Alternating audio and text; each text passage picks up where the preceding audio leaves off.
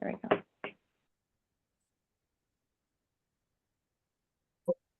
I picked the wrong time to be printing something. Is there bad background noise?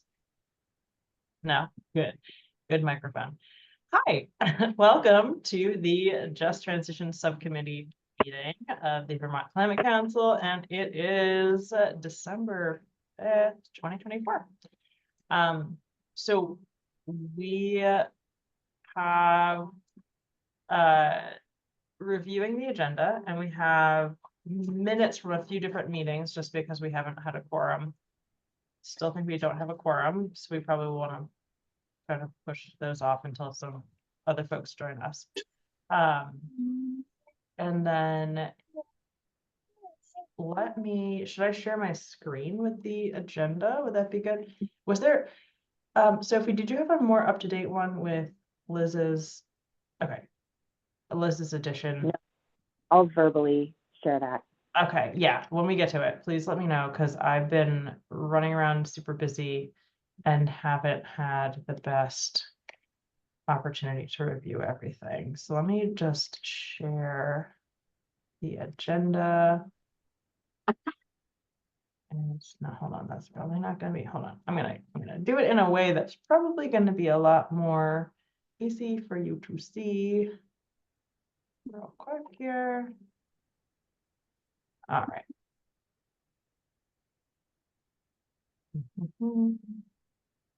Sorry about this, just.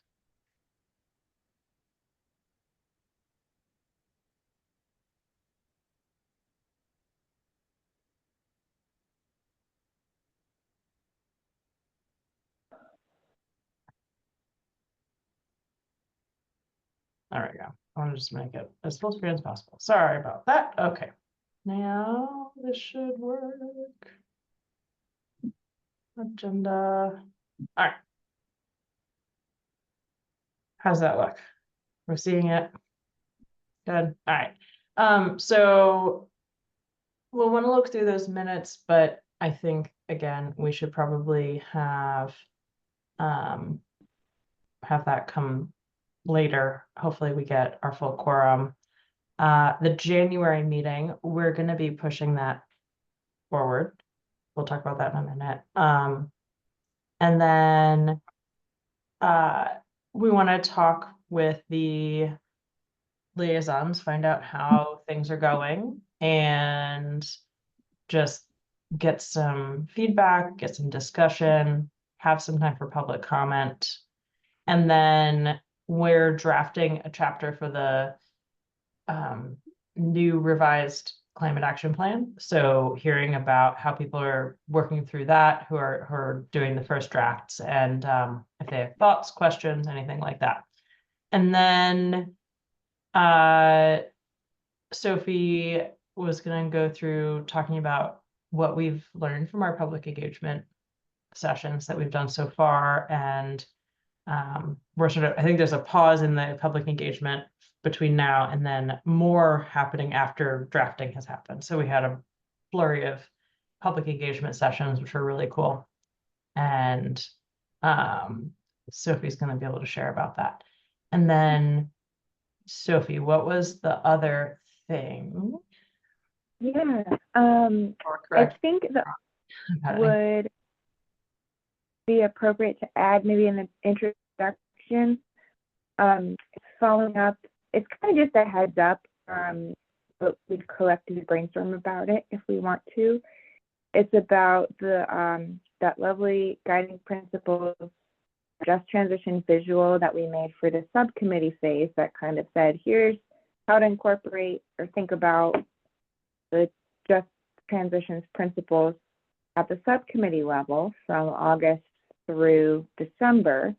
We promised we would then do that again for the council process from January through June. So anyway, I think we could include that in the introduction. I can say a little bit more after you've given your stuff. Yeah, that would be good. Right. And that's a good thing to catch, because we did say we would say more, but we didn't know what that timeline was going to look like until a couple weeks ago. So we can talk. Great. Okay, so any questions or comments about this agenda? We will postpone the minutes thing unless more people have joined that I can't see because I'm on screen share. All right, I'm not hearing anything, so I'm gonna drop that. Yeah, I don't actually recall at this point what our quorum is, but I don't think we're there. We can, I think we're far from that. So, okay, so the January meeting, I'm gonna just jump in and we'll come back to minutes when we can, from past meetings. Do we have someone already on taking minutes? Yes, I'm doing it. Mary, thank you. That's amazing. Thank you. Yeah, I was gonna say, I think we need someone. That sounds about right. So we'll just hopefully get somebody else in here who can help with that, but we don't need to make decisions. We can be sharing information. Okay, the January meeting, I'm sorry, I'm toggling between too many screens. We are rescheduling the January meeting. Normally it would fall on January 2nd, which felt like not a great time to meet, just because that's very much like some people are still in winter break or whatever with school. And then we had discussed there's a climate council meeting on the 13th, January 13th. So Sophie, Carrie, Claire, correct me if I'm misremembering, but I think we had talked about moving it to the 16th of January. Same time, it's a Thursday, 4 to 6. Is that what we had discussed? Because I think there might be some information that comes out of the Climate Council meeting in January that will be helpful for us to know. So if that works for folks, that's when we would move it to. I think it'll just be helpful because we'll all have more information about what happened at that Climate Council meeting with the full council. And I think it should be a really good meeting with lots of content. So there may be things that come out of that that will be particularly relevant that we will want to share. So yes, if there's nobody who's just like, no, there's no way I can make January 16th work, that'd be good to know now, but I'm guessing, I'm not hearing, and I'm seeing a thumbs up from Mona, thank you. I'm not hearing anyone crying out, no, I really want to meet on January 2nd. I think we're good. All right, so that will be our plan, is to move from January 2nd to January 16th, and that will give us a lot more information. So we'll also get like a little mini vacation from our council meetings, or from our subcommittee meetings. Okay, so then next thing on here was option to have a presentation on health and well-being portion of science and data chapter. Oh, yes, okay. Okay, yes, chicken head on top, but not super attached. Sorry, sorry, I've been running around, folks. I'm sorry. So with the there is a cross-cutting issue with the new climate action plan, which is about health and wellness. And we were wondering if the subcommittee would like to hear a little bit more about what's going into that chapter. And I can't remember who brought this up at our planning meeting, but it seemed like something that we might want to hear about and might have some thoughts that we could weigh in and give thoughts. Yeah, Sophie, go ahead. Yeah, this came from Claire. I think David Graff from the Vermont Department of Health gave a presentation to Science and Data Subcommittee. And after hearing that, Claire thought there was a lot of overlap with Just Transitions work, and maybe we could have him give the same presentation to just transitions. I don't know if you want to say anything more about that, Claire, if I misrepresented anything. Can you hear me? Yep. Okay. Yeah, so I had this idea. I have not talked, I'll say, with David since the subcommittee meeting where I like flagged this. So it would be worth touching base with him and making sure January would be like a good point for that presentation, depending on where they are with drafting that chapter. But it felt like either January or February, somewhere in that time frame as the subcommittee drafts, would likely be a good touch point. So I'm happy to make that connection. And more was just kind of flagging it as if the subcommittee is interested, it's something we could pursue. And Sam, yes, that subcommittee meeting was recorded. So if folks want to go back and see kind of David's initial thinking, that would certainly be an option. And the thought had been that maybe when that framework was a little bit more developed, and if he had like specific questions for the subcommittee, it might be a good crossover point. So haven't made that connection yet or talked to David about, one would make most sense, but wanted to flag it as a cross-cutting point. And Claire, to make sure that we're all understanding what's going on here, this was sort of like a task group, focus group that was working on this mostly. Is that where that was coming from with the health angle? It's not housed in a specific subcommittee of the Climate Council. Is that correct? Yeah, sorry. And I actually need to step away because I have a service provider at my house fixing my Wi-Fi, but it is one of the chapters of the CAP that Science and Data is the lead drafter on. Got it. Got it. But Thanks. happy to put more in the chat and follow up. I'll be right back. Oh yeah, thank you. Thank you so much. No, I appreciate that. Okay. So yeah, Sam, go ahead.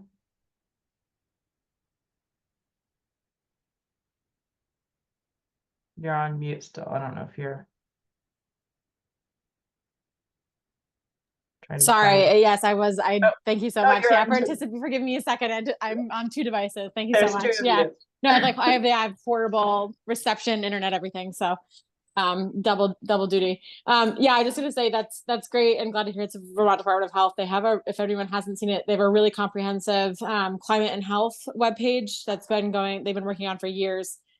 And they've done a lot of work the last 2 years, been working with RPCs and towns on hot weather preparedness, then cooling centers, then there's a lot of stuff on weatherization and health impacts. And I know that the comprehensive energy plan has reflects some of that work as well. So it seems like there's a lot to go on already, and curious to hear how these points can be made finer moving forward, and how we might also include some of those as actions. I know there's a lot in the planning world on climate and aging. So planning for climate and for our aging demographics, which are particularly relevant for Vermonters. So yeah, looking forward to that. Yeah, thank you. Yeah, and I think a lot of what we were thinking about too with just what this subcommittee has to offer is maybe a different perspective from what they would have gotten from Science and Data. And so just a little bit of a different lens because of our demographic on this subcommittee, and that we can talk about different things that we've observed in the communities that we are part of or serve in or whatever that might have to do with that health and all, health and well-being thing. Sorry, Alex, your dog is cute. A little bit in the camera, but that is nice. I like seeing nice dogs. Okay, so I mean, folks, do you all feel like that would be great to have some presentation maybe in January or February on this? I mean, we didn't really anticipate that people would be like, no, we don't want to hear about what's going on in this arena.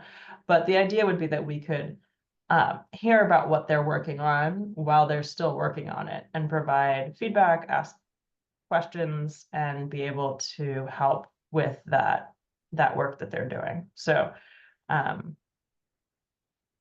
any thoughts, questions, concerns, or?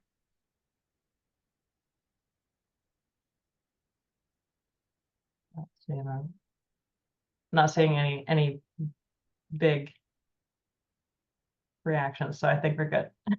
Alex, you want to say something? I think it would be a great idea. I think it's always great to hear about what other subcommittees are doing and how we can help them. So I'd personally love to hear about it, as long as it doesn't take away from things that we need to be doing.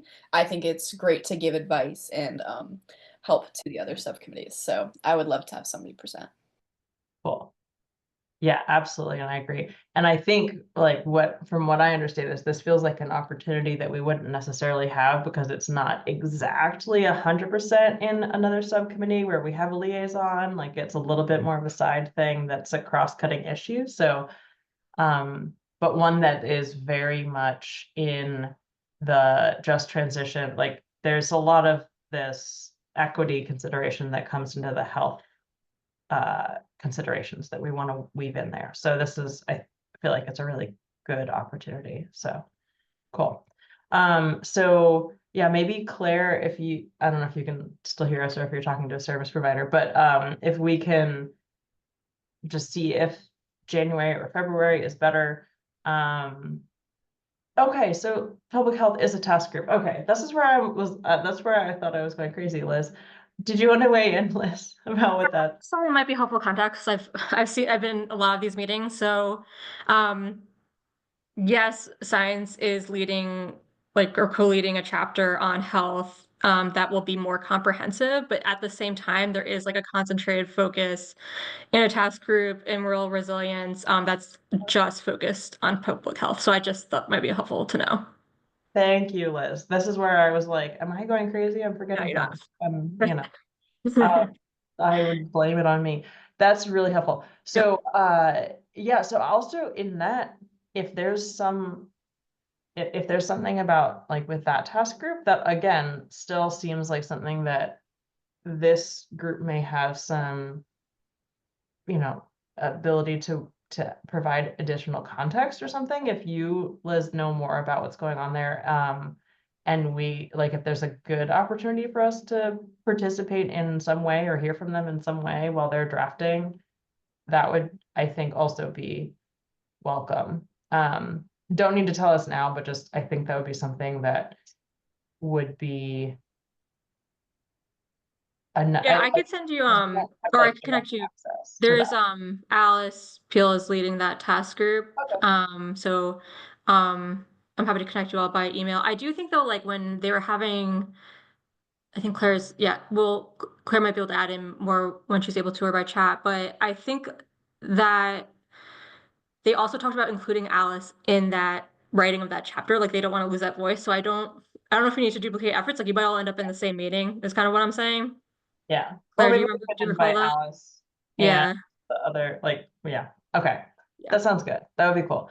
Thanks for clarifying that, because that's where I was starting to feel like I was forgetting. Yeah. Not unheard of, especially when I'm very busy. But cool. That is great. So I think that'll be really cool. And honestly, I mean, from my perspective, thinking about it, it's just getting to hear from folks while they're in the middle, but not at the very beginning or the very end, so that we can give some feedback in process, but not when they're like, well, we already wrote it and it's perfect. Or when they're so early in the process that it's like, we don't even know what we're writing. So that there's like that sort of middle point of like a checkpoint where if there's anything our group can add that's particular to our areas of expertise, then that would be helpful to them in drafting what they're drafting. So that would be the hope. So, all right, we're a little bit farther in our agenda. So we would love to hear now from the liaisons, how things are going in the subcommittees that you are part of. And somebody help me with who we have here that's part of that's a liaison, and do we have a representation from all the subcommittees? Before we do that though, Kelly, can I add the other part of the intro? Yes. Of the... Thanks, Sophie. Yes. Cool. Thanks. So real quick, we did that visual. That was a helpful aid for the or I hope it was a helpful aid for the subcommittees for their process up until now. And now we're kind of at this transition point where they are lifting up their recommendations to the Climate Council. There's a Climate Council meeting, I want to say on the 16th, but it's coming up the week after next. And this is sort of a transition moment where January through June, the Climate Council is going to be working with all the great stuff that the subcommittees have done up until this point. In that visual, we had kind of left like a cliffhanger at the end of saying, stay tuned for more of guidance that will be at the council level, that will be specific to the process from January through June. One thing that I've noted is that that overall guidance of what that process looks like, there's it's not like written out, and that might be a helpful thing to have before we do the guiding principles version of that. So it might be that there's not much we can really do at this phase. I can still want to bring it up at our December meeting, so that's just on folks' radar, that this will be something we want to do. And if there's any thoughts that people have on that in this moment, or a different way of thinking about approaching that, then we could certainly have a little discussion or brainstorm.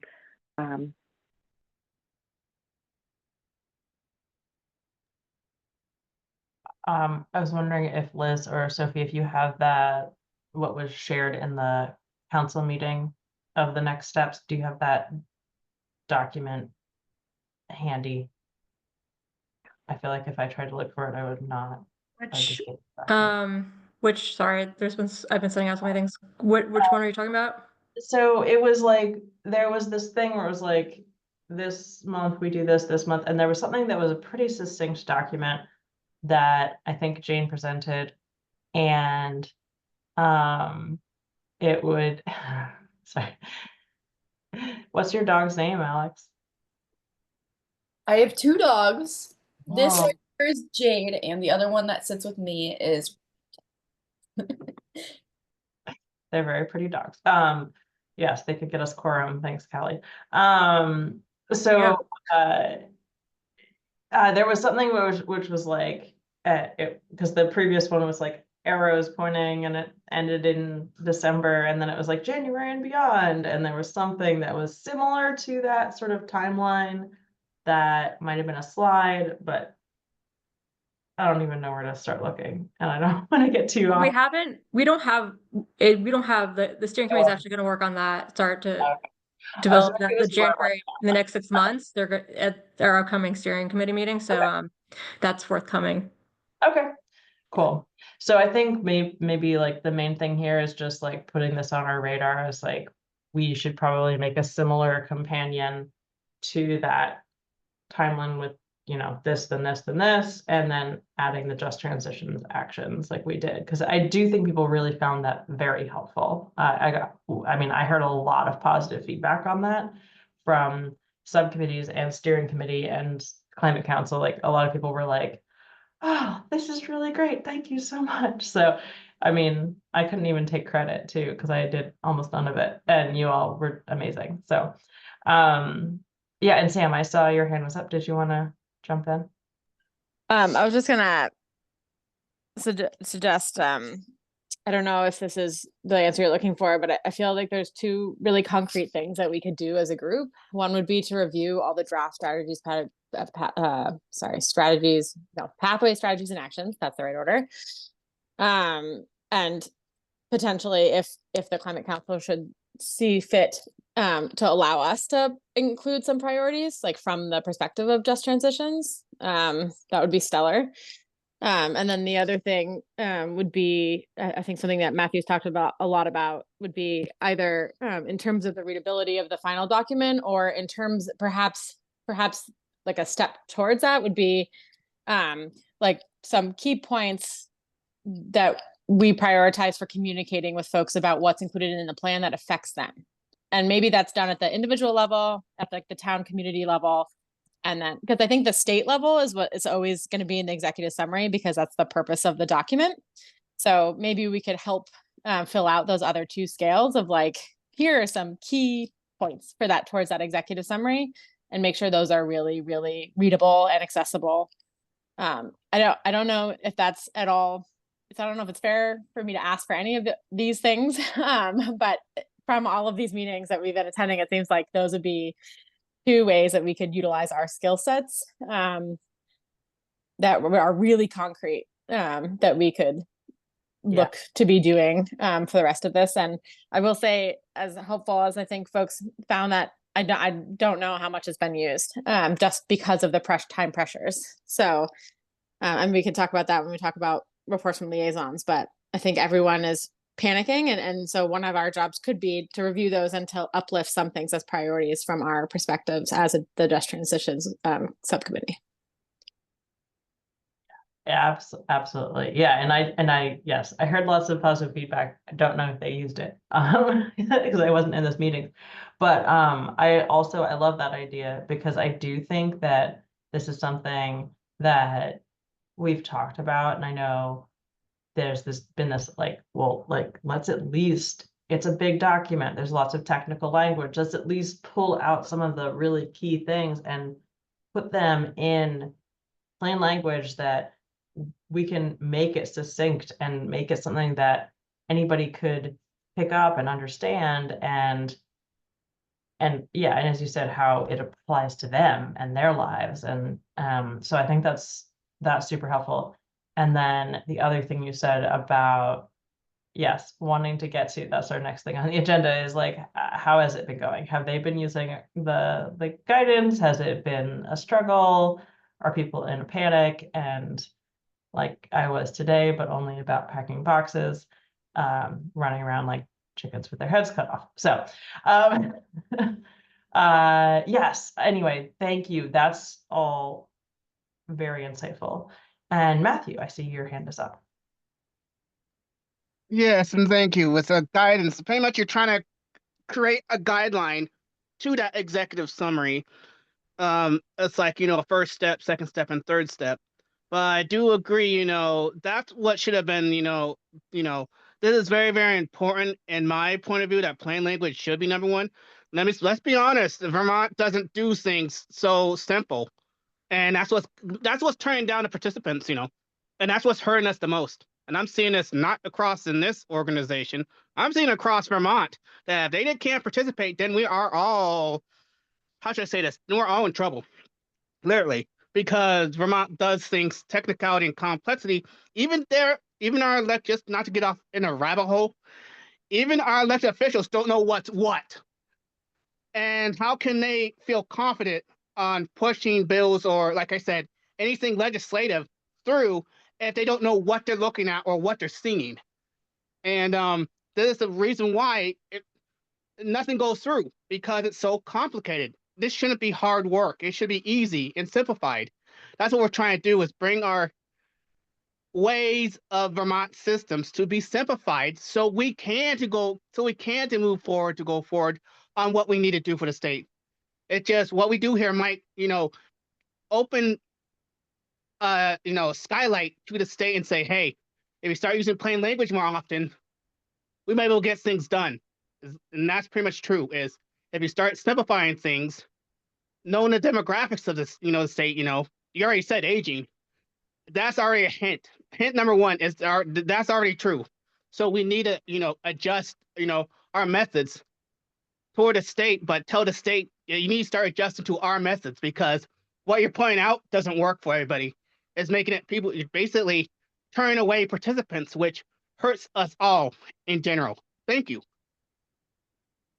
Yeah, thank you, Matthew. Yeah, that's definitely, I think that Sam, you and Sam are definitely on the right track. I think that's a value. Oh, sorry. Timer on the light.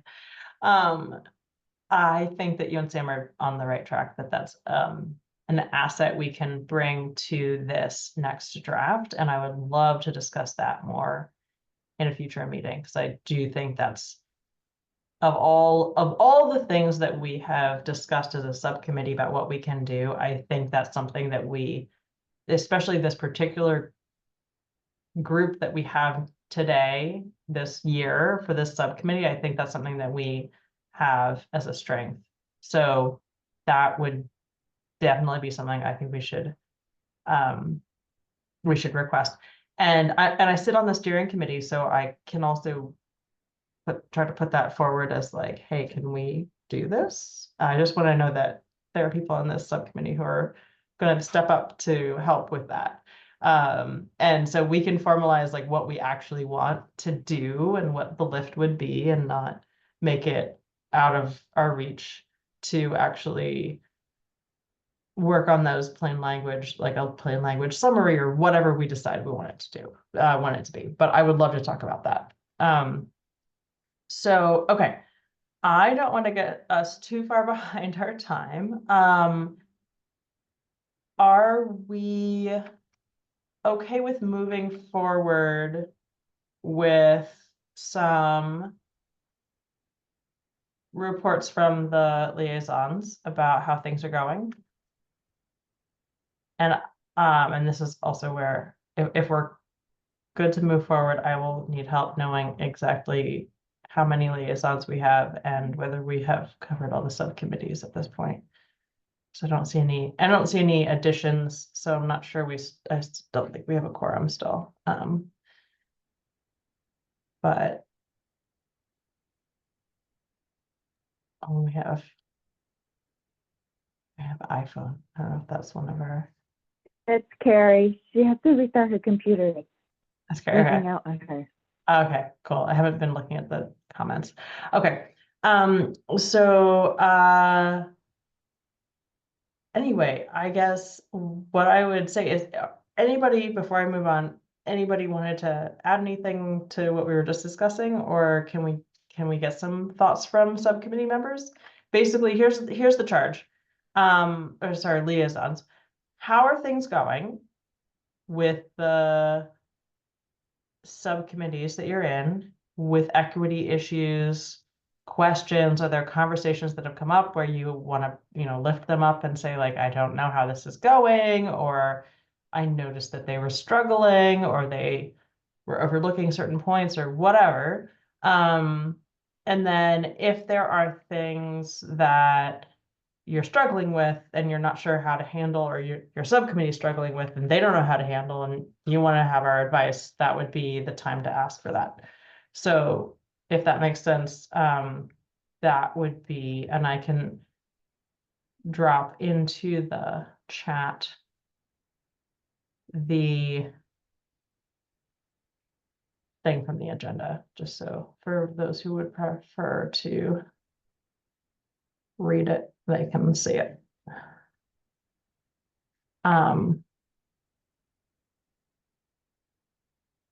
So I don't know, Claire, I saw you went back on camera. I don't know if that's just because you came back or if you were like, I'm ready to jump in. Well, I'm back. I mean, I can speak to science and data, although the point we already discussed was, Draft. yeah. Yeah. So we're not drafting recommendations like cross-sector ag and eco and rural resilience. There are a couple of chapters that science and data is leading on, like the one we already talked about, which is sort of, I think, the biggest nexus with just transitions. And so I don't know that I have too much to update other than what we already talked about. But just transitions is, I believe, not meeting in December, and then is meeting again or not just transitions. Science and data. Science and data is meeting again in January to kind of talk about the next steps and where folks are with the drafting process, and that would potentially be a good place for me, both to see kind of where that one chapter that has really obvious nexus with just transitions perspectives is, and then begin to see if there's other components of the chapters that subcommittee is drafting that, even if they don't have recommendations, may have just transitions considerations. Cool. So we'll keep an eye out for that for sure. Yeah, no, that sounds good. Yeah, I figured if you had anything, it would be brief. So, Callie, you're a liaison with one of them, right? Remind me which. Yeah, Sam and I are both liaisons to the cross-sector mitigation. Sector, right. I believe there was a 4-hour cross-sector meeting today. Yep, I that just got off of it. Okay, good, because you go then, Sam, because I was not able to go to that. Yeah. Yeah, it's a lot. I'm not gonna lie. So there was a 4-hour meeting today, and that was to present the priority actions from each of the 3 sub working groups, which is thermal, aka buildings, mostly building and water heating, electric sector, and then transportation. I've been going to the building and thermals sub working group, which maybe was an excellent pick because there's a lot of stuff that's relevant to this group, but also has basically been meeting every other week or weekly, which has been a lot. But I don't really know. So everyone basically, there's several panic meetings for next week to refine the draft pathway strategies. I don't want to say panic. That's really not fair. There's a ton of work, but also putting it into the kind of Excel sheet that's expected is not proving very easy because we mostly just worked in a long Word document where we were like really fine tuning language. So then putting that back into another format is proving challenging. But there's a long list for buildings and thermals specifically of pathway strategies and actions. I want to say 5 pathways, maybe 10 to 15 strategies, and maybe like 30 actions. So that's a really robust group of things that's why my other suggestion was we could literally review those. There's been a ton of discussion of how the impacts of this could potentially burden people who've already been burdened or who don't have access. There's been a lot of thinking about, for example, weatherization or electrification of heating systems. There's been a lot of discussion of renters. There's a lot of discussion of manufactured and modular homes. There's been a fair amount of discussion in the intersection between thermal and electric around sort of end-of-line users. So folks who are going to struggle to interconnect or to electrify based on the quality of their utility service. There's been a lot of discussion about rate pressure and where funds for these programs are going to come from, especially as state incentives and federal incentives are potentially dwindling. So there's a ton of discussion, and also about the solutions about how to maybe not provide exemptions, but provide direct revenue support for those income-based specifically programs. So I mean, we could definitely spend a whole meeting going through those if people wanted to, but I think the biggest thing to bring to the group is I will say I was it was a struggle to then pick out of those like 40 things 3 things to present to the whole as priorities. And I will say that community scale and sort of those focused on specific demographics weren't really explicitly making it into those top priority actions. But then in the meeting today, I think it became really clear, and this was not due to lack of conversation. There was a lot of advocacy for why those should make it there or not. But it was like, do we want to do like an equipment standard, or do we as a one key thing in this part of the set of recommendations, or do we want to, so it's just hard to pick between the sort of like all encompassing solutions and the really sort of more specific granular ones. And I will say that based on the full conversation with the cross-sector meeting today, it seems like we'll be uplifting some of those, which is some of the ones that are more focused on serving Vermonters who have either been disproportionately burdened or who don't have access to some of the programs that are really key in order for this transition to be just. So maybe I'll leave it there. I'll say less aware of what's going on in transportation and electric sector. We haven't met much, but there's also been the most progress made to the actions since the last plan there. So, and there definitely was a discussion today about reworking the top 2 priorities to reflect both cost effectiveness, but also the acknowledgement that there must be cost. There must be some costs and who should bear those to making sure that everyone can participate at the household level. So I don't know. Hopefully that's enough. And that's super helpful. I did see, Sophie, I saw you unmuted. I had a question. No, I mean, I think this is great. It sounds like, I think there's a lot of up from the thermal side. And I do wonder if this would be an opportunity also for us to look at some of the recommendations and make sure that whatever programs are being suggested for the climate action plan are, and I know we don't necessarily have the power to say how the program's structured, but if we can make them simple and easy to access, that will make all the difference. If it's like, oh, prioritize people who are, already underserved and need more, but they still have to fill out 18 pages of grant documents or something. So that's where I think we may be able to help in that arena. That was just the one thing that jumped out, but that sounds great. And having worked with that group in the past, I don't know if it's the same folks on the thermal side, but I know they're thinking about equity and trying to incorporate that. So I'm glad to hear that it sounds like they're able to do that even more probably than they were last time because of less crazy time pressure. Yeah, I would just say that I think the point you bring is awesome. Is that instead of, it would be great if we wanted to review all the pathway strategies and actions from all the groups, but another thing would also be to provide best practices around implementation. Yeah. Which I think we've discussed. I don't know, I definitely am a broken record about. Yeah. So yeah. I think that's great. And then I also want to give back groups especially a ton of credit because we had special meetings with affordable housing advocates. We had special meetings with the OEOs. So, those who do provide all that. So there was, that was just the two that I attended. I know there were several others with other stakeholder community serving agencies. So that did occur. Maybe not within the guidelines, but definitely a concrete effort. Oh yeah. No, I don't know. I know that like the will is there and we need to give them, if we can give the way. Not that we are the only arbiters of that, but any guidance, people really want to do this work well and equitably and just don't always know where to turn. But it sounds like they're really taking it to heart and have asked a lot of the right folks to give guidance when they need it. So anyway, I think that's the one opportunity I heard, but I don't know if others have any reflections and then also Callie, you were sitting on one of the other task groups, right? No, just the subcommittee as a whole for cross sector. Yeah, I don't know. I think maybe I wasn't there the day he signed us to task groups or what happened there, but I am part of the compact settlement cross-cutting group. That's what I was thinking of. Yeah.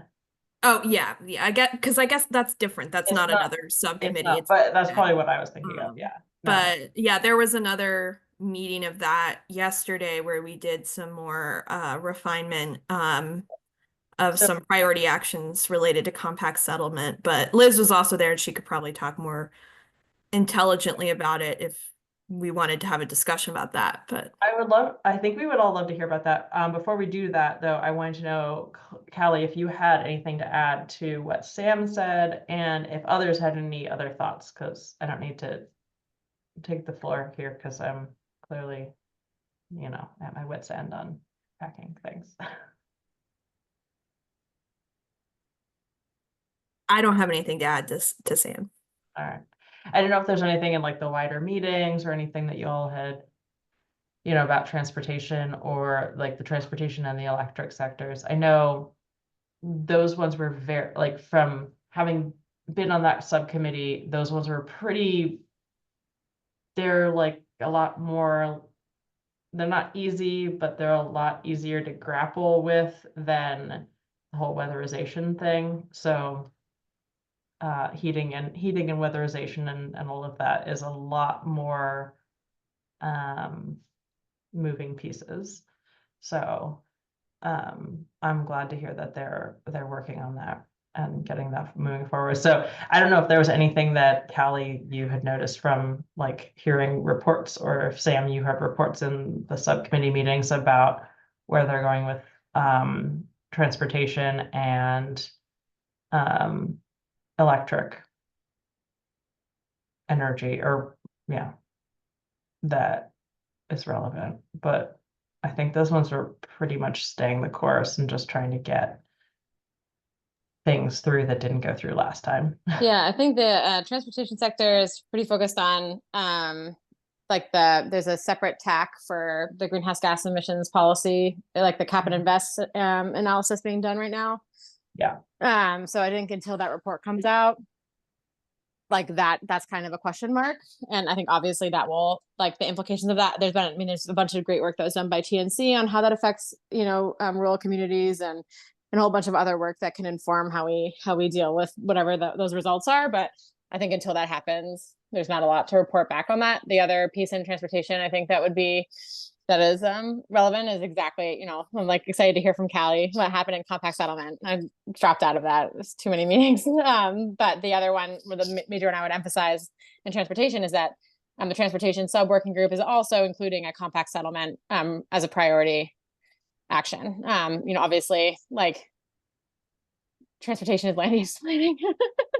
So so excited to hear about that was a priority from that group, and then also to hear what the compact settlement group came up with in the electric sector.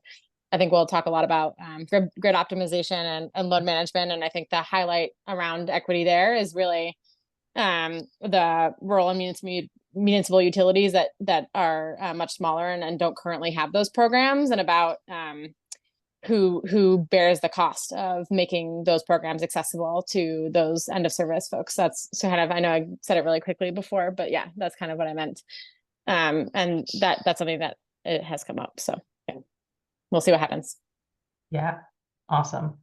And yeah, and if nobody has more questions for Sam, I would love to hear from Callie about the compact settlement, and also beforehand just give a little context, because I think this one really was a cross-cutting issue also, where compact settlement is something that involves resilience and helps us with reducing emissions. Like, if we're all living in walkable, bikeable neighborhoods, that's great. But if those are on rivers that flood every year, that's not good. And so trying to bring those two ideas together and make sure that we're talking about rural resilience, where we are not having our houses and businesses flooded every year because they're located in places that flood, and then also having it be walkable, bikeable, or like having public transportation, so that we're not just burning fossil fuels to get from one place to another. Those things are interconnected, but if you only look at one or the other, you end up with different ideas about what you should do, because you're like, use the existing downtown. Oh yeah, the one that floods every year? No, not great. So that's where I think this cross-cutting thing is coming together, and they're working from both angles. So I don't know, Callie, you can tell me if I'm totally off base, but for those who might not have been aware of all that, I just wanted to put that out there as sort of where I think some of this is coming from, as being not just in emissions reduction and not just in like rural resilience side. It's both. So sorry, Callie, before I officially turn it over, anybody had any other things for Sam? I probably did that a little backwards, but Matthew, yes, go ahead. Yeah, and thank you, Sam, for bringing that up about the electric utilities. I know our area is serviced by there's two big entities in that, you got Green Mountain Power, then you got Vermont Electric Co-op, which are both owners of the Vermont system. They take majority of the systems, basically. And from what I'm seeing from Vermont Electric Co-op, which is cool, is they're using AI, artificial intelligence, in their systems, in their tool work systems, to help, like you said, optimize that grid. So I'm wondering if, if we were to bring up, where does artificial AI come into play in this new technology, emerging technology? Would this be able to help out other, climate change, goals, using this new technology that Vermont Electric Co-op using on their grid as currently, so they can optimize their grids? I know Green Mountain Power is ecstatic that, Vermont Electric Co-op is using this technology that they're using currently right now to basically optimize the grid, like you said. They're using artificial intelligence to optimize the grid. Do you think this new emerging technology in our work going forward, which is going to get brought up sooner or later, do you think this technology would be able to help us in other sectors of Vermont so that technology can help optimize us further in other sectors like the heating, the cooling, the building infrastructure, and infrastructure in general? Do you think this technology would serve us, or bring it to the climate council that, there's one utility in Vermont that's using, AI to optimize their grid? Do you think this is a technology worth venturing into other systems of Vermont to help achieve some of our goals? Thank you. Oh, that's a great question. And welcome other folks as well. I'll say two things. One is I think that's probably addressing like an administrative and staff capacity shortage, because there's so much burden and associated with load management and among other things. I'm not exactly sure. I don't. Vermont Electric Co-op is not in my region. We're served by GMP, WEC, Washington Electric Co-op, Hardwick, and Northfield Municipal. So I'm not super familiar with what parts of their processes they're using AI. I will mention that AI is really energy intensive, and we're seeing, nationally, the need for opening, like 3 Mile Island, et cetera, for specifically to serve AI energy needs. So I'd say it perhaps there's definitely a place. There's a lot of modeling, and sure. I think there's probably definitely a place for AI. I probably would ask the experts on that about where it's best employed, but I will say that I would be hesitant around not taking the opportunity to provide some of our smaller utilities with additional staff and those jobs for Vermonters. And then also just noting that the AI has already resulted in some communities seeing reopening or large energy, very, very large energy generation projects interfering with their own orderly development outside of Vermont. And so again, thinking about in Vermont, like how are we holding ourselves accountable for the energy that we're using? So not to be too pessimistic, but also maybe reflecting my region a little cautious.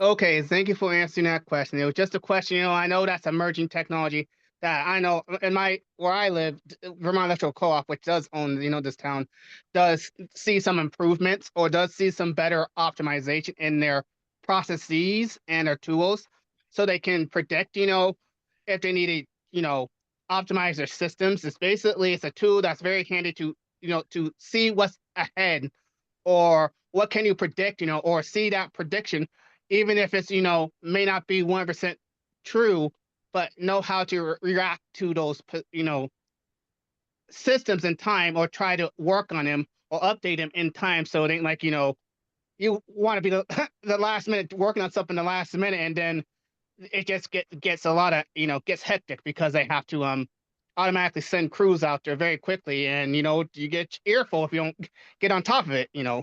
So that's what I'm trying to say. It's just, thank you for your perspective view on it. It's just, I'm just bringing that up because that is, what Vermont Electrical Co-op is doing. But like I said, I do not know about any other utilities if they see this strategy. I know it's labor intensive, energy intensive. I do hear about that. It's just wondering, where does this play in this bigger picture of Vermont? We know it works on some things, but like I agree with you, it doesn't work on everything. But we have to some way how to modernize that grid, so we're not trying to, like you said, leave people behind intentionally, and then to making ourselves a bigger mess to contend with in the near future. Thank you. Yeah, there's a ton of really interesting projects out there that aren't AI driven. Also, we're part of our curtailment program, which I think there's a curtailment like tomorrow, and we just clamp down everything we don't need. And Green Mountain Power is like, we don't want you to use as much electricity, and we just turn everything down that we don't need, and it helps balance the grid. But Sophie, I saw your hand was up and I see Claire's hands up. I didn't know if you still had something you wanted to say, Sophie. Yeah, I want Claire to go first because what I was going to say is something that Claire knows a lot more about, and I don't know if she's going to talk about it or not, but And I also want to make sure we're paying attention to time, but I think this has been a really interesting discussion. So I didn't want to like cut it all short because I also wasn't sure we'd have full representation from all of the liaisons based on who I'm seeing here. So go ahead, Claire. Thanks. I don't have a ton to add, and I don't necessarily know exactly what program you're referring to, Matthew, but it would definitely say Green Mountain Power and Vermont Electric Co-op are definitely always thinking about piloting new technologies that can help kind of serve customers while reducing costs.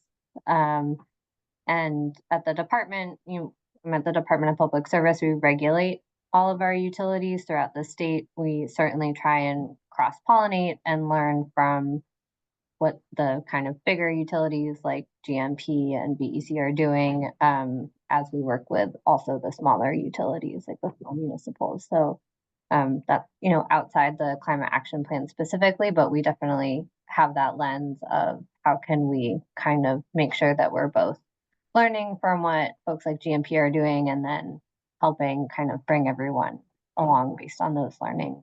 So just wanted to add that we definitely think about that at the department. I don't know if that's what you thought I was going to say, Sophie, but. no, I was going to mention, and I don't think this really falls in AI category, but Matthew, since you were just kind of asking about other emerging technologies that are like at the kind of cusp of being relevant and can help with this overall transition, one that comes to mind, which I think is what you did your PhD on, Claire, are those smart panels that help your home to like shift where the energy is being used. So as we transition to a higher electric load, because we're installing heat pumps and maybe installing electric car chargers, there's sometimes often a need to upgrade the electric service to a house, but there are these smart panels that can kind of shift and this is why I was like, I don't know a super lot about this, so I'm saying my understanding of what they are, but would appreciate correction if I'm mischaracterizing anything. But my understanding is that they'll help to kind of shift your electric load between things so that you don't short circuit, and that it's a cheaper way than upgrading your electric service. However, I understand that they're like not widely available in the US yet. I'm not sure if it's because of cost or because of regulation, but it's one that I'm aware of that's like an emerging technology that can help in the transition to electrifying things. Yeah, I think those are definitely certainly considered within like the load management. And that's yeah, absolutely. Just those are key pieces of what makes that possible on the user end specifically. I'd also say that one of the things that hasn't come up much is the things that are tried and true, but do have more upfront cost coverage, or don't have upfront cost coverage, which would be things like waste heat recovery and geothermal and other things that we could do to reduce the thermal demand that we do need to electrify. Again, sorry for being a broken record about this. Those are harder things when we go to prioritize actions and go to enshrine actions. Those are harder things to keep on the list, even though they do work and they work in our communities, just because of the upfront cost, even if they have lower long-term costs, especially for users. So just another thing to flag, I guess, that this made me think about. One last thing on this front, I recall that there was discussion, and I don't know if it made it into the initial climate action plan, but I recall that there was discussion on the cross-sector mitigation subcommittee about having like incentives to get smart meters or something that would help you, use power to heat, if you have a air source heat pump for your hot water, having it run when the load, like run at certain times, right? It's not AI, it's just like knowing when there's likely to be a higher load on the grid. and running at that time, because it just needs to get hot and it stays hot for a long time because it's insulated. And electric cars have this. You can build that into your electric car charging, right? But like you could build it into something smaller, like a water heater or whatever, that just needs to charge up and then more or less stay charged. So I do think there was talk of this, and I just don't know where it landed. And the idea would be that it would be incentivized so that there wouldn't be a cost to the consumer to install these on their heat pump water heaters or whatever. So yeah, I think that there are equipment standards, and there are also things about heat pump hot water heaters specifically, and about some of the types of technology that you need to do that are included in the existing pathway strategies and actions. I think the issue with the incentive is that how are they paid for, and that's one of the big conversations, because often then you have to think about how to pay for that without also increasing rates overall. So it's like on the individual level, and then also overall, and that's been a huge topic of conversation. And I don't think we've landed anywhere yet. Probably, I mean, honestly, if we were talking like beautiful equity and all that, it should be just sort of deployed to anybody with a certain income level, below a certain income level, right? Like that would be like, here's your meter that's gonna charge your hot water when you're not, when you're sleeping or whatever, or while you're at work, and then that would be wonderful, but that's not how that works. So, okay, sorry, that's my pipe dream. Are we ready to let Callie talk about this? Sorry, Callie, I queued you up and then I opened another can of worms. I'd love to hear about what you've been doing on this other task group.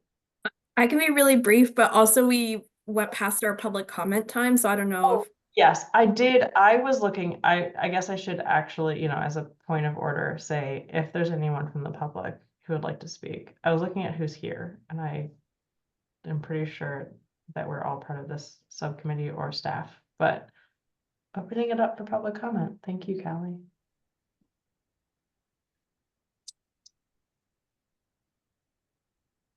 Okay. Mona, I did see that you had something in the comments. You're also welcome to speak as a member of the subcommittee. You don't need, you don't always need to type it, but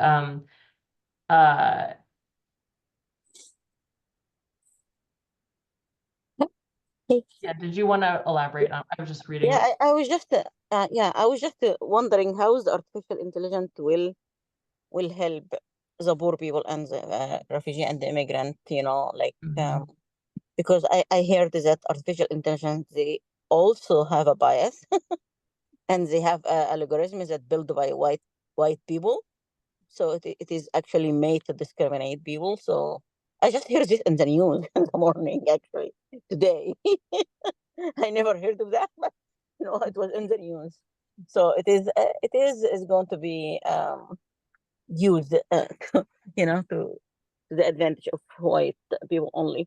So, and also how artificial intelligence is going to to help us, or help reduce our bills. It's going to help Green Mountain Powers to reduce their cost, but are they going to be reducing also the cost of electricity that they are serving for people? Yeah. Nothing after it gets high, like never gets down. When the price goes high, I never see it goes down. Yeah, absolutely. Well, and so I don't know if they have this for residential accounts, but this would be what we have for our commercial account is a curtailment program where, like, if they're saying, hey, it's going to be a super hot day, lots of power usage, please turn down all of your equipment, please don't use your industrial equipment, use as little power as possible during these hours, we get a discount on our bill. but it's a commercial thing.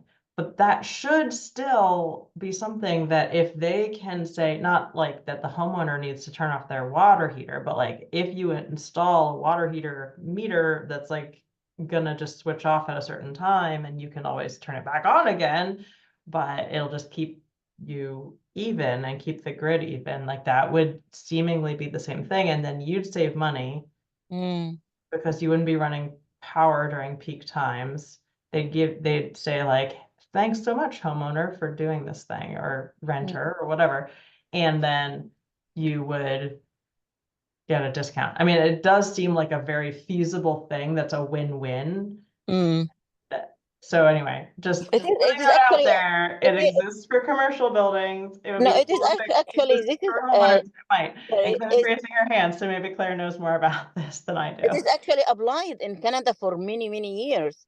You know, like all the residential homes, they use their washer and the dryer and the dishwasher at night after 7 or during the weekend. Yeah. It is actually a different price than using it during the weekdays. Right. So this has been like in use for a long time, but I am not sure why it's not applied here. So we do, depending on the utility, they do have similar rates in Vermont. It does depend on the utilities whose service territory you're in, and there are different ways to do it, right?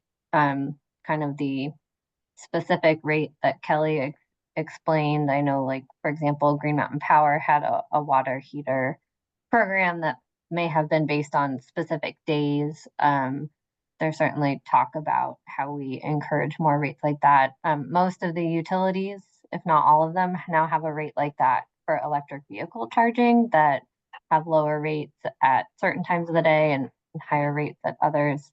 So it's definitely a conversation, and there are some of those rates in Vermont. It just depends on which utility you're served by, and certainly conversation about how to expand them, to your point, Mona, and learn from what other jurisdictions are doing.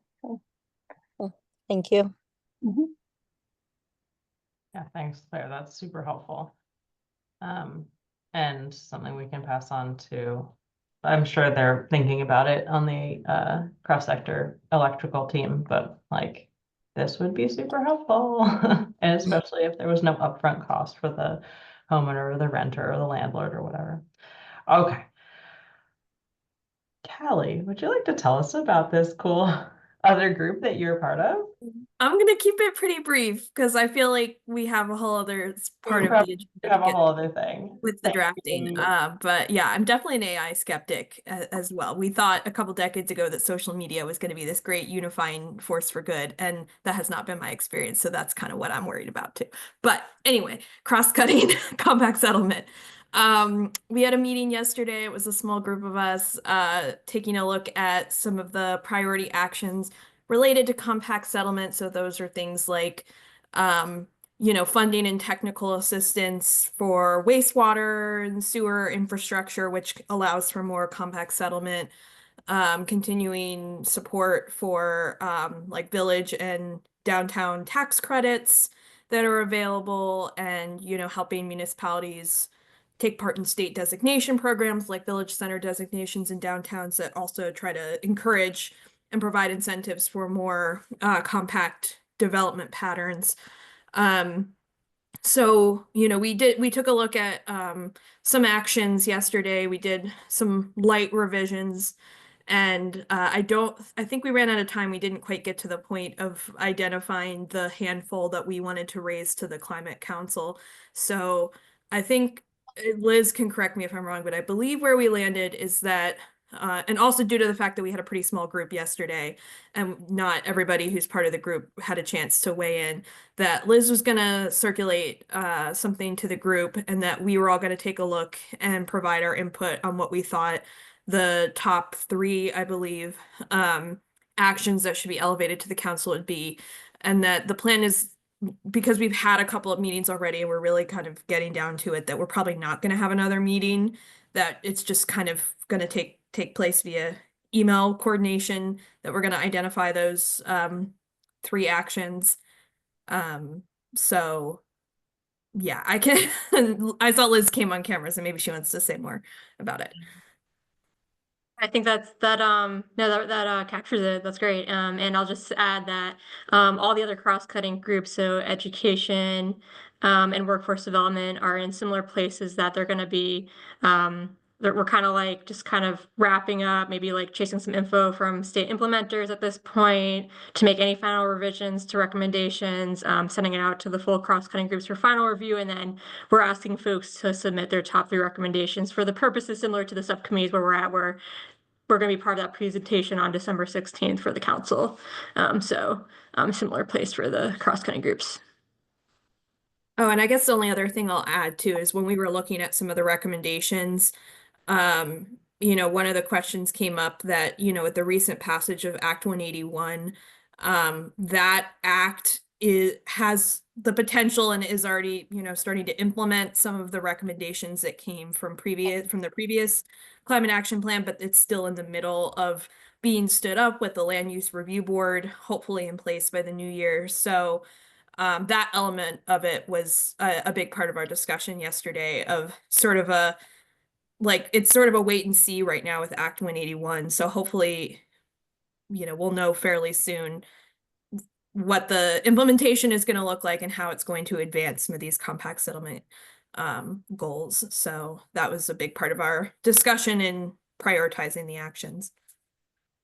And for those of us who aren't all like with our books of what act that is, Oh, sorry. the common name. I just, because I'm at an RPC too, we're just like living and breathing this. So I Act know. 81, as a lot of people probably know it as the Act 250 reform bill that establishes those tiers that towns can be a part of, related to either, you know, Act 250 exemption or you know, different levels of administration of Act 250, and it establishes this land use review board that and then there's some mapping, there's some RPC, Regional Planning Commission, requirements for our regional plans that we have to develop in terms of like developing consistent land use categories across regions, so that we're not calling like what is essentially the same thing, like 15 different things.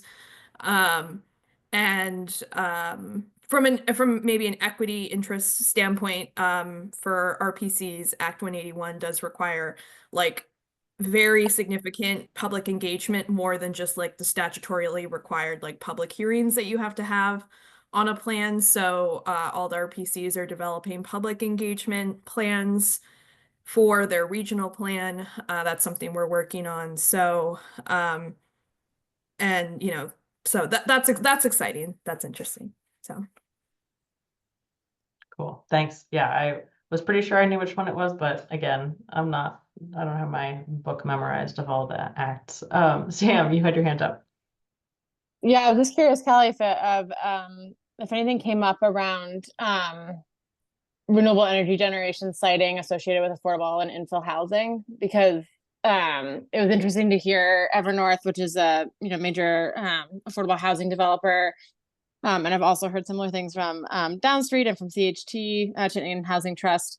Evernorth did present several projects where they're able to do like 95%, 80% of one and 95% of two arrays covered with incentives.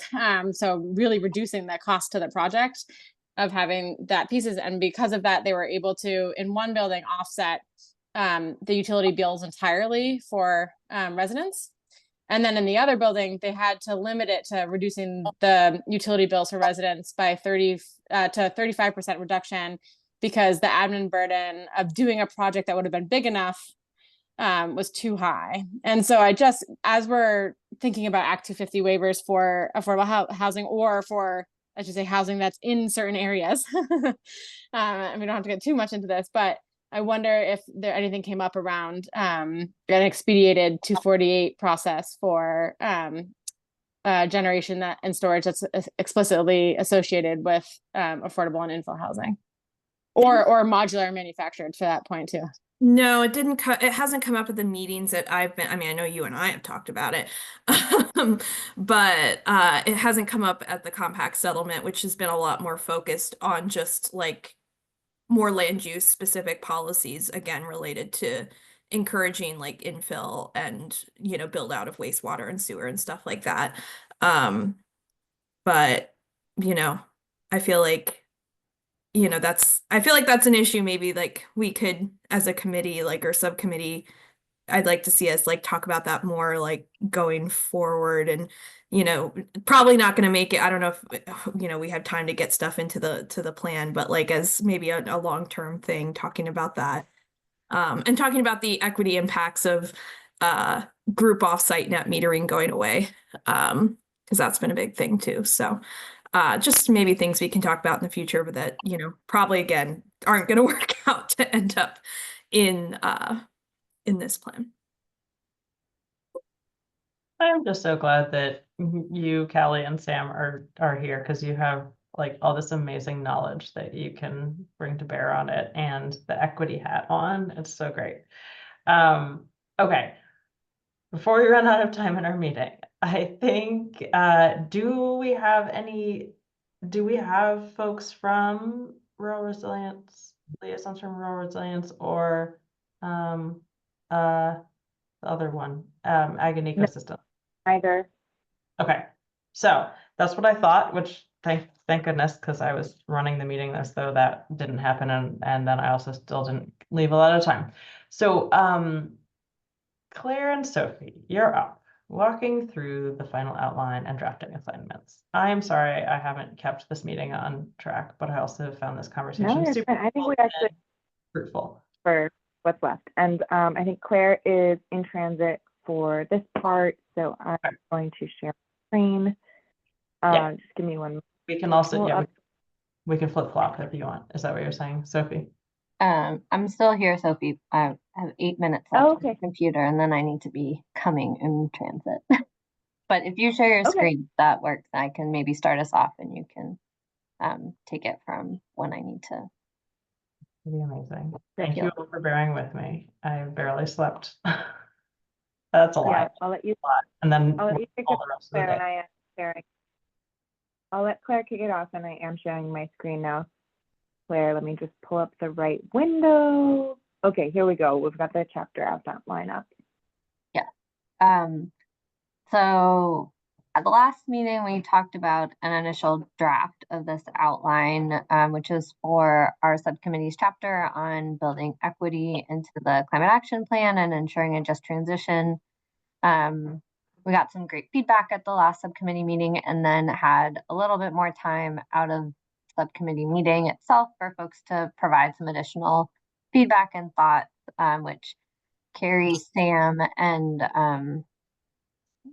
totally blanking on the third person, but we did get some good feedback. I had tried to connect with Beverly and Denise, who were in kind of the original task group, although I wasn't able to do that. So Sophie really took the lead on taking the feedback we received and incorporating it into this new and updated outline, which Sophie circulated a link to when she sent out the agenda earlier this week.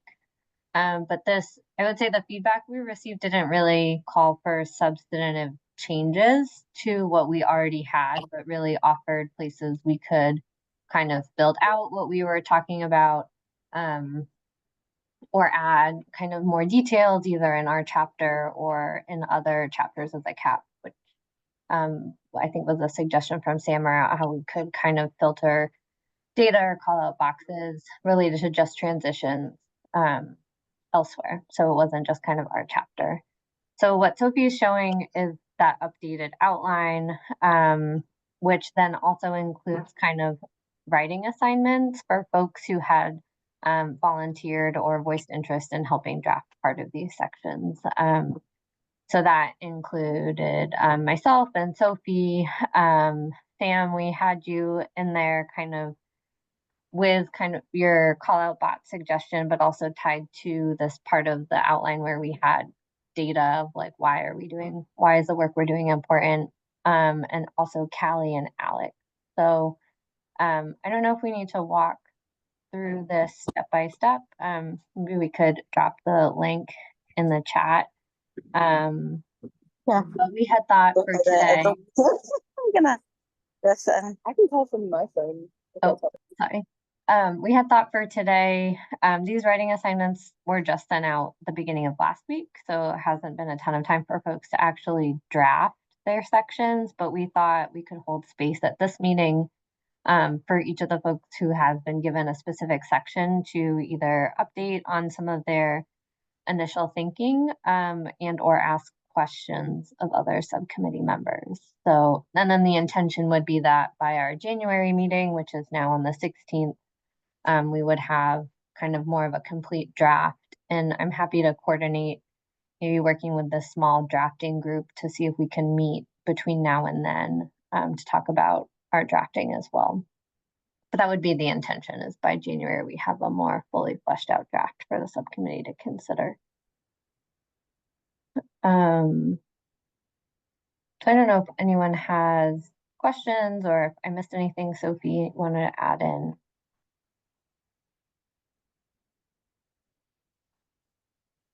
That was great. I remember that the other person who sent us some feedback that we incorporated was Alex. Thanks, Alex. Yeah.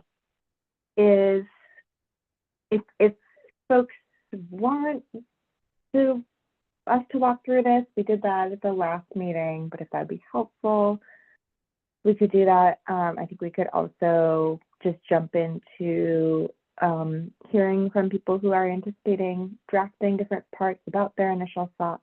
And we can go in the same order that the outline is in. So we do that next, and we hear from Alex first, and Claire and Sam might also have like a supporting role in that opening context of the chapter.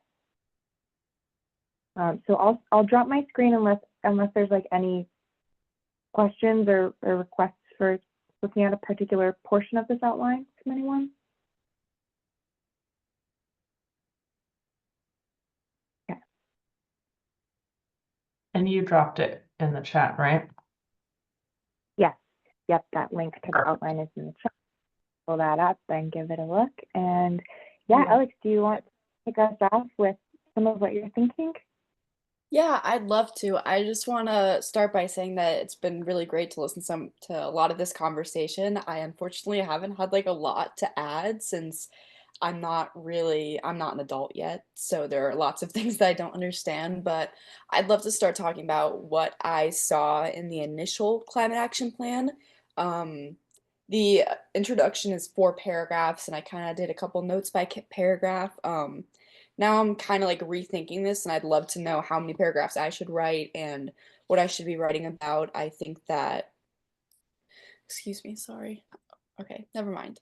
I really put an emphasis on equity versus equality. In that first paragraph, I think that we use the word equity a lot. It's being thrown around, and some people could be wondering, what is this? How do we define this? How should we define this? Because I know a lot of people my age and older that are like, what is equity? How does that compare to equality? And I think that when I'm looking at this climate action plan, even though it is a piece of legislation, I'd say, and it is quite bland, and I would love to add like some visual called out boxes that we were talking about that like defines that equity versus equality. I know that for YCLA, Sophie had this visual that was kind of like, I'm not quite sure what it's called, but it is the 2 circles with something in the middle. And I think that would be something that was really great. I'm so sorry, I can't figure out what that is. A Venn diagram? Oh, a Venn diagram. Is that what it was? Thank I was you. a math major in college. Yes, I should have known that. But I'd really love to know. I'm so sorry. My mom just came home and my sister. But I'd really love to know, I'd love some feedback about what people want to emphasize for what equity is in terms of just transitions. And I'd love to hear first from some people within Vermont about what communities are impacted. I really am just looking for guidance and ideas so that I can start creating an outline for this paragraph. So if anybody would like to share any ideas about equity, who's impacted, then I'm open to that.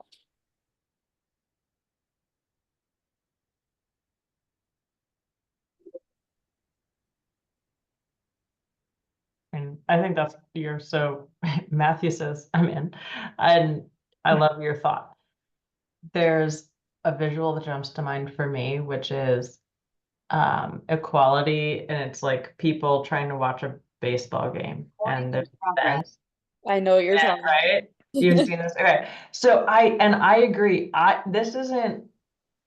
This document isn't legislation. Like, it's not a bill, it's guidance. And so if it can be visually, if it can be understood visually with plain language, and also maybe have the technical stuff in there too, like, that's important as well, because sometimes we need to get technical and complex, and we need to get that language, but we don't need to keep it all on the super complex level. We can make it something where we have different ways of understanding the information. So and I'm seeing Sam has some questions, so I wasn't sure. Yes, Sam, I would really appreciate that. Yeah, Thank that you. is something I don't know.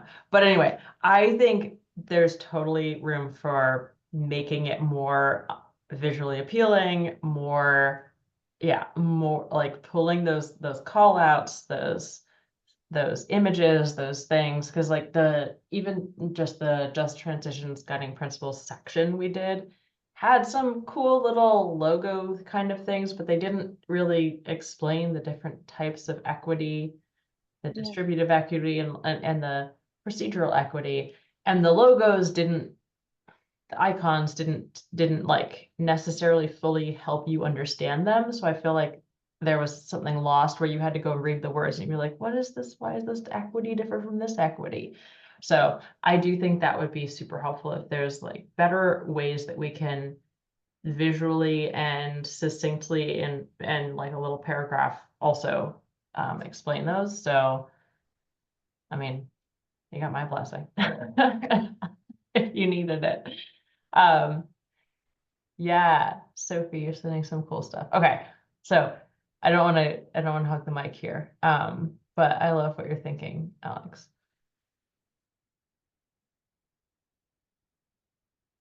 Me too. And thinking about like those definitions of equity, I know like for me, examples are always helpful.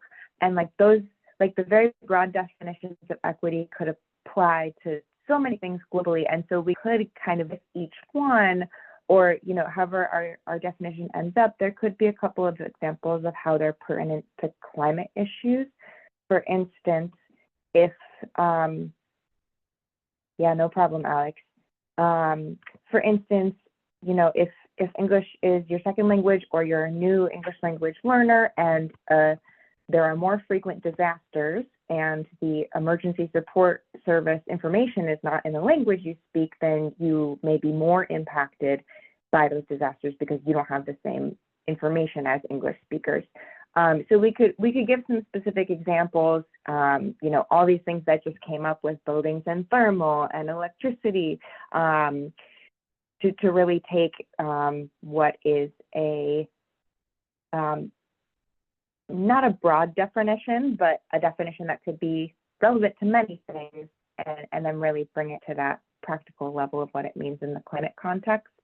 And Alex, you had asked about length too, and I think we said for every drafter, it really only needs to be a couple paragraphs, and sometimes shorter is more difficult.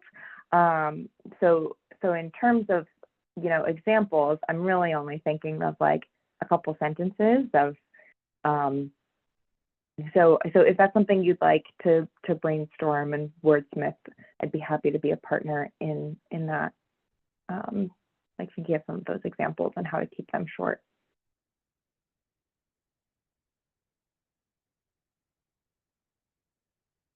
If that's something that resonates and people are also feeling like would be helpful.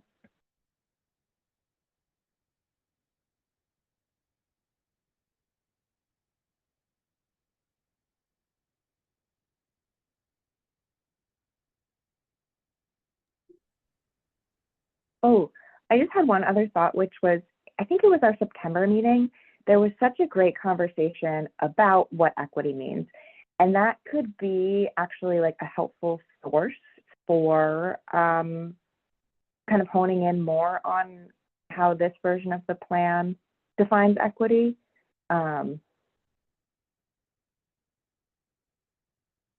that comes to mind as something we could rewatch and pull some specific things that people said in that meeting about what equity means to them and what it could mean in this plan.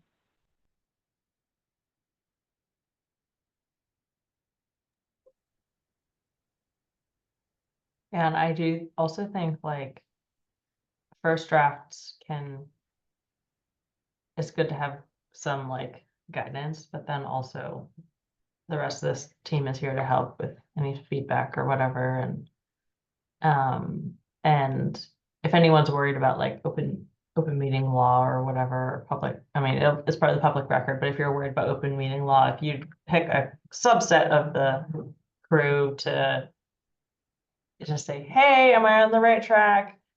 You know, sending it to co-chairs and Sophie and Carrie and, you know, like one other person, you know, you can send it to a small subset and just get some like quick feedback. And that it may also be helpful if you're just not sure if you're on the right track. And when I say send it to co-chairs, I know Abby and I are both really swamped, but hopefully I'll have some breathing room when no one can expect anything to arrive to them before Christmas, and then they'll stop ordering things. But anyway, I did want to know, Claire, if are you still with us did you have any thoughts? I mean, you worked on this outline, so I'm not sure you need to say anything, but if you're still with us and you had any thoughts or questions about your portion. And if you can't, that's fine.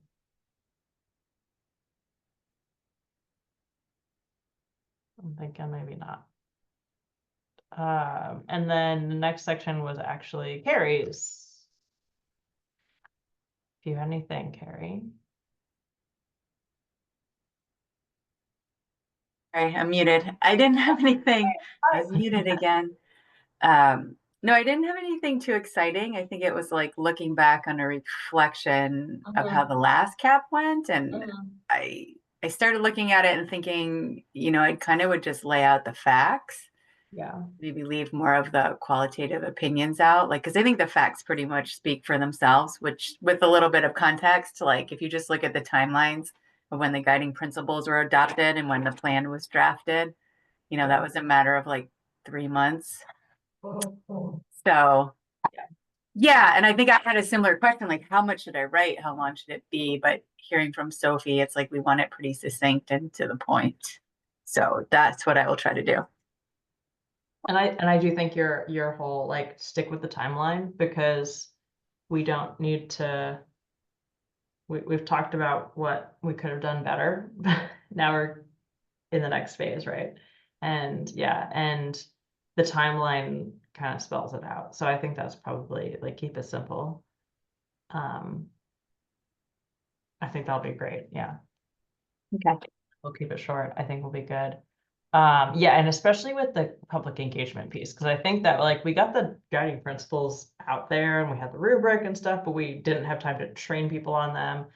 And then the public engagement piece, I think, is where we really struggled, but we've done so much more this time. It's been so much better. So I've been really happy with what we've seen this time. So that's where I think that's a celebration. And I think, is that going to be maybe in your section, Sophie, with like what happened differently this time? I think that's somebody else's section. Sophie, yours? Sophie's? Yeah. I think it's the next one right after yours, Carrie, and that approach is basically what I'm thinking too, of just spelling out the facts. And I picked that section because it all feels very clear and straightforward to me, and I'm just going to kind of report back on what we did and what's coming up next. I guess I'll note that the section will include, my section should include like what's going to happen from January through June, but that hasn't happened yet.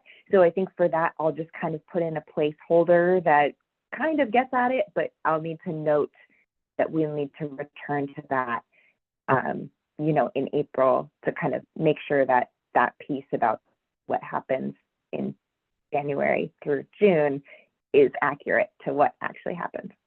I think that's all from me. I'm just going to go from what's in the outline, which is a really great start, and then just make it into better sentences. You're not going to predict the future, Sophie? Come on. Do the impossible for us. Okay, Kelly, I think yours is the next one. Questions, thoughts? Yeah, I don't really have any questions or for the group. I think honestly my section of the outline is so detailed that I feel like I'm probably just gonna like, you know, do some grammatical and wordsmithing to take what's already in bulleted form and just make it into more of a narrative form. Once again, Claire has done so much legwork as to make my life significantly easier. That's kind of just her thing, what she does. So yeah, I don't really have anything else beyond that. So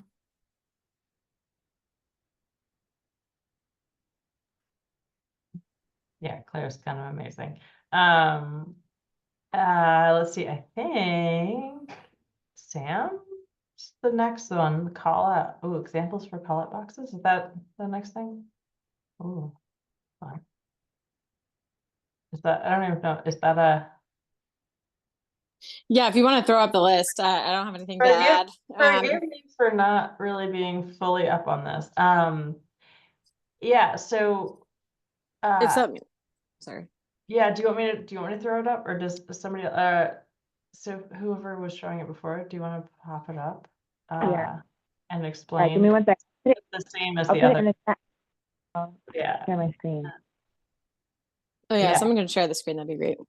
Yeah. Okay, there we go. What is The that same on the as the other screen? sections. Perfect. Thank you so much. Whoever's doing that. Thank you. You're awesome. Yeah, I was like, Claire's awesome because I didn't even remember that I submitted feedback. So this is great. This looks like me though. Yeah, so I mean, this is based off, you know, what we're doing in our own regional plan as well, is just, you know, having a thread that's maybe the same color box or whatever throughout the whole plan. Maybe it's orange, maybe it's cobalt blue, whatever attention grabbing color you want.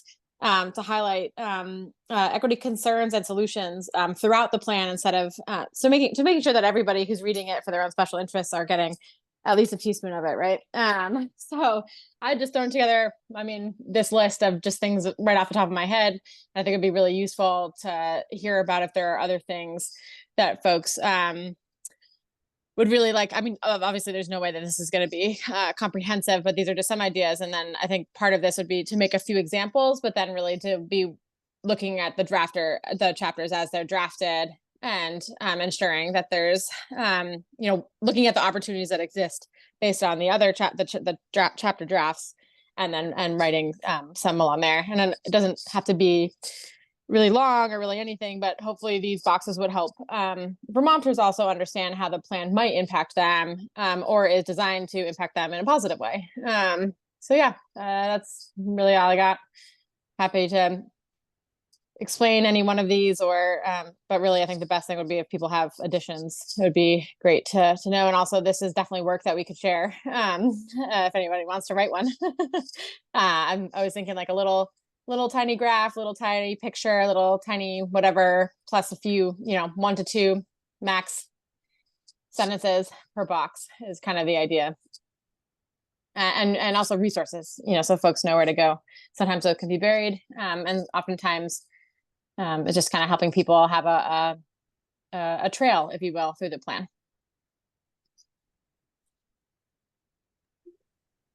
That's amazing. Also, I'm pretty sure Jane will love this because she holds up the main climate action plan, which has all these beautiful pictures in it. And like, that's her dream. And it has pictures and it has call outs and it has diagrams, and like, this is what she wants. So Sam, maybe Sophie will coordinate a meeting with you and Jane. You know. That's awesome. I will just actually point Alex and anybody else. I mean, and I'd also love to hear if other people have examples. The Providence climate justice plan was done, oh gosh, 7 years-ish ago at this point. And that plan was done and written in full coordination with a community-based grassroots group in a way that I thought was pretty incredible. And you can see that based on the fact that they don't just have one plan. They also have like several different media and also available in several languages. So just in terms of inspiration, obviously the city of Providence is a very different scale entity and, you know, and it's just a different place, but not too far away. And there's a lot of great work there too that I personally find inspiring. Very cool. That is, yeah, that's awesome. Sophie, I saw a hand or? Yeah. Oh my God, the Providence one is so cool. They use speculative fiction to create their climate future stories. I'm putting a link in the chat. Oh my gosh. Yeah. Okay. Yeah, and that's something that Marianne took a workshop on, that of like sci-fi's utilities for climate transitions. One idea that I'll add for the call out boxes is career transition, job transition, and training up new jobs that pay a livable and fair wage. Potentially could be another one. There was one other thing that I was going to say. Oh, the climate action plan. We're trying to get out a design request for proposals to contractors next week for the design and some copy editing, which will include an eye to plain language. That's what will make these call out boxes shine. I met with 3 potential contractors this week just to tell them about the project and hear what they do. And so we'll get some bids on those and that's with the contractor and be able to introduce them to the Climate Council in January. So I'll be managing that process. I'd love to get just transitions kind of with an eye on certain things and weighing in on certain things along the way. But I just wanted to flag for you all that that's moving forward, and we'll have the result of that will be a plan that is much more visually navigable, and that really will also include stories of Vermonters and help people to like see themselves in the plan and show those specific examples. Oh, that's amazing. Is this, I don't know if it's a confidential process or if there's an opportunity for any folks from this subcommittee to like review some of the bids, or if that's not, you don't have to I don't answer. know. You don't have to answer now, but if it turnaround what that it's is gonna, short, yeah. yeah, and It does sound in like order for this folks who would want to weigh in if there were time and it wasn't, breaking some sort of confidentiality. But I'm not volunteering myself. Don't have time for that. But unfortunately, I would love to leave, but no. If anybody really wants to be involved in that, reach out to me. I just need to note that like we're going to be on tight timelines and we're going to have to stick to them. Cool. All right. And I think everyone probably knows how to reach out to Sophie. All right. Amazing. We are very sorry, folks. I am not on point, but let's get to the, I don't even know where my agenda is now. Here it is. We don't have a ton of time, Sophie. Do you want to like power through and do a quick 10-minute thing of what we've done, like what we've learned from engagement sessions? Like I still feel like that's valuable. Yeah. You wanted to do a quick summary? Yeah.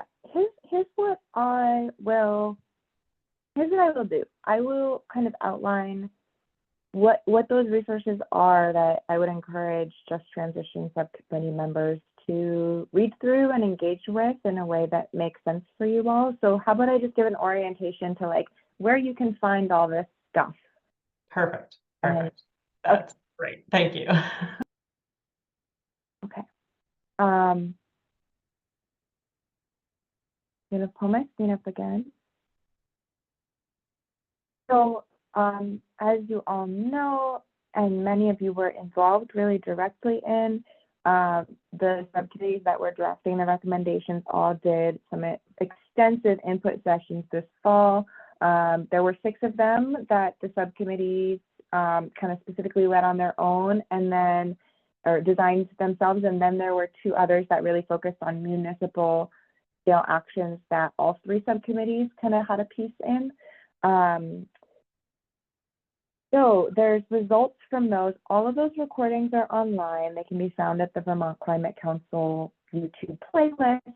Or if you navigate to the calendar on the website, most of those sessions happened in November. So if you head over to November and look for them, my goal is to have a page where all of these are kind of sorted into one place, but I haven't gotten to that yet.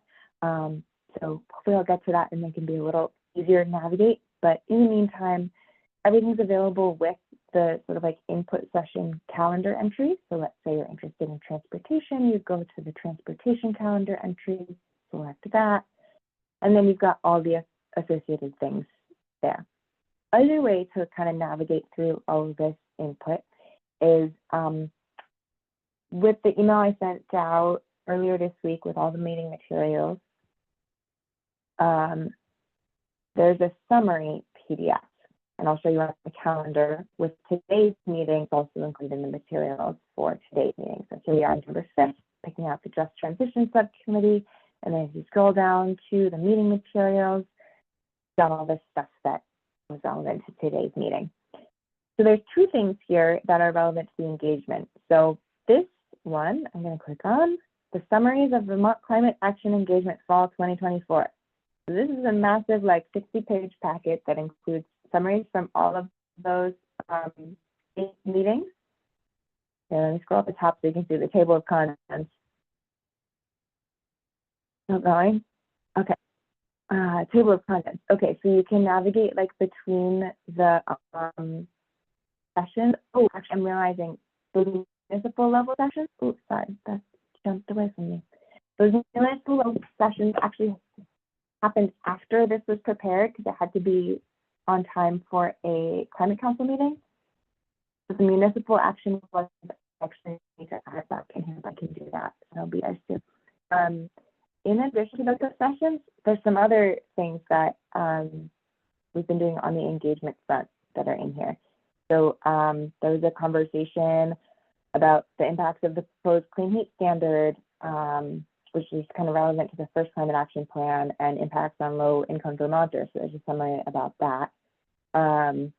There was a focus group with linguistically diverse Vermonters that occurred in October. So there's a summary of that. There's a focus group about the climate action plan that happened with clients of Capstone, which is the community action agency serving low and mid-income Vermonters in central Vermont. And then finally, we've got our the usual quarterly report that we put out that summarizes all kinds of engagement that happened between July and the end of September. There's a lot of stuff in there. This last one is kind of the visually the most interesting and easy to digest. So if you're going to pick out one thing, that might be kind of the easiest to internalize. And if reading is not your preferred method of integrating information, there are ways to get PDFs to be like read aloud to you. So that's one option. Another option is going to, picking out one of those input sessions and checking out the recording. My little trick is to watch on like 1.5 times speed to be able to listen to it faster if time is of the essence. I think there was one other thing I was going to say about that. If you want that kind of really broad overview in a presentation, I'm going to add to this. It's not here right now, but these presentation slides, David Plum gave a presentation that was like a really broad overview of all of this input at the last Climate Council meeting. So I'll put a link to that Climate Council meeting in our transitions meeting. I'll send it out after this meeting. So if you prefer to watch 10 or 20 minutes of a video recording and get this really high level summary. So let's kind of scroll through so you can kind of see what it's like. This pulls out the major themes that were heard over the sessions, pulls out a few key quotes, and that can be another good way to internalize some of this information. It could be cool for us to like have a discussion on it once people have had a chance to look through the materials. There's a lot in here that has to do with equity and access and justice. And so if everybody does have a chance to look at even just one or two parts, obviously it's a huge amount of information. So there's no expectation that you have to read through every word. But that could be an interesting thing for a future meeting, for everybody to pick out one part that they're interested in reading about, and then we can come back together and kind of share what we learned, share what was of interest, dig into anything in particular that feels worthwhile to talk about. I'll leave it at that.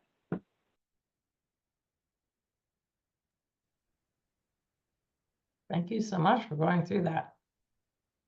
Any questions from folks? Hopefully everyone gets a chance to read through this more in depth. It's not meant to be just sort of dropped on you as like, oh, there's a little summary and then never look at it again. It has some really cool stuff in it. Like I was reading it and I was like standing it up to my husband and I was like, read this agriculture section. Isn't this cool? You like farming. I think it's really, really, really interesting. So I would recommend setting aside a little bit of time to like either read through it, watch the videos, do some sort of summary for yourself to figure out what's going on especially if you have an interest in any of those areas. And I got to attend one of the meetings too, which was really fun, really informative. So any last questions or comments? I'm going to pull up my agenda one more time.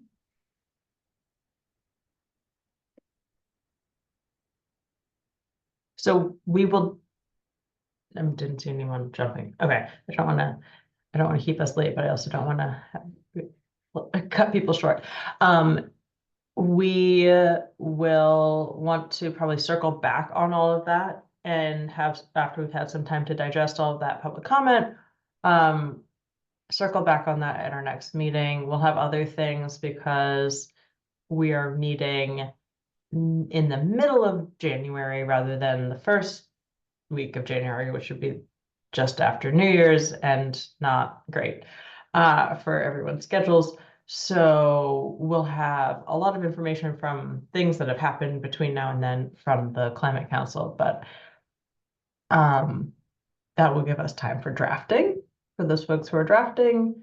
And again, in the meantime, for anyone writing things in our chapter, if you want feedback while you're writing, I think that's something that people are going to be willing to jump in and give thoughts.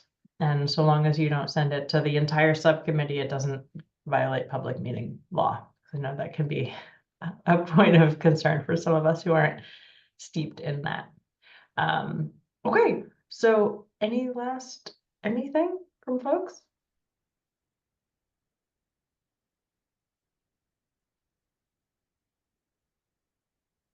All right. I hope everybody has a safe drive home. For those of you with a snowy drive who are not at home already, I have to drive home. Some of you are there. And if I lived here, I'd be home now. I don't want to sleep on that couch. Anyway, wonderful to see you all. And thank you so much. And yes, we will plan to meet. It will be the third Thursday of January at the same time, same bat hour. All right. Thanks, everybody. Have a happy new year, and I will see you in January. Bye, everyone. Thank you.